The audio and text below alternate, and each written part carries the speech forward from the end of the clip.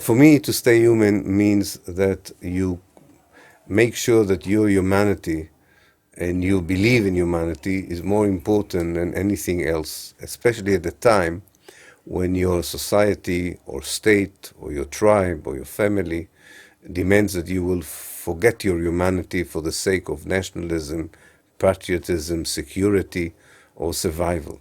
Staying human also means that you're willing to do it even if the price is to lose the friendship of your other members of society, the love of your family, and the confidence and allegiance of your own nation or society.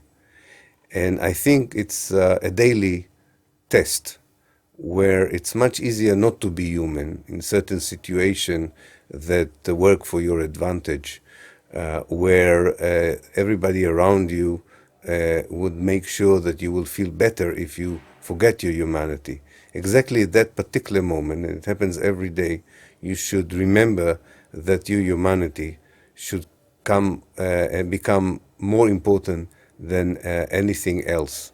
And I think that especially in situations like in the Palestine issue and the conflict between Israelis and Palestinians, if Israelis in particular, as the colonizers and the occupiers, would remember their humanity, they would not allow the government to perpetrate the kind of crimes it does in their name, and would resist it just because they're humans, not because they're anything else. And that could be a very important step towards peace and reconciliation in Israel and Palestine.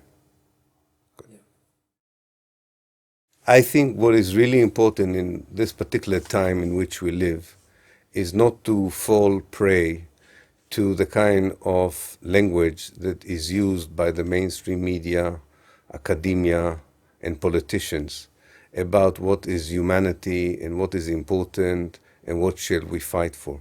There is a lot of propaganda going on, and I think for us, first of all, resistance is not to buy into the kind of knowledge that is produced from above, whether it's knowledge about our financial situation, our economic situation, or our political and human situation.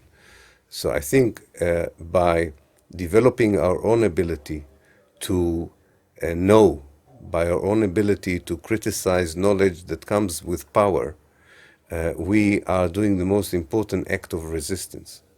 This on top of our need, of course, to resist when we are forced with or faced with occupation, colonization, and dispossession. But for everyone who is not directly anyone who is not directly a victim, I think, of this kind of human oppression, the best way of resistance is not to accept the narrative, the story that is told, because the story is part of the reality. And when a story is wrong, is immoral, is manipulative, it allows the evil reality to continue. And when you challenge the story, you resist as much as you resist on the ground against the occupation. So I always say, in the case of Palestine in particular, but this is true, I think, about any aspect of our life, that we should be VIPs. We should visit every place with our own eyes, not believe what other people tell us. So that's the V for VIP. The I is inform.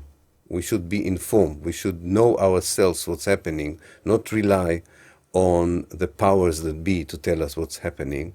And the P is for protest.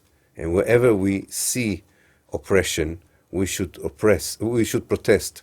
And we should not accept it for granted that things can go on the way they do.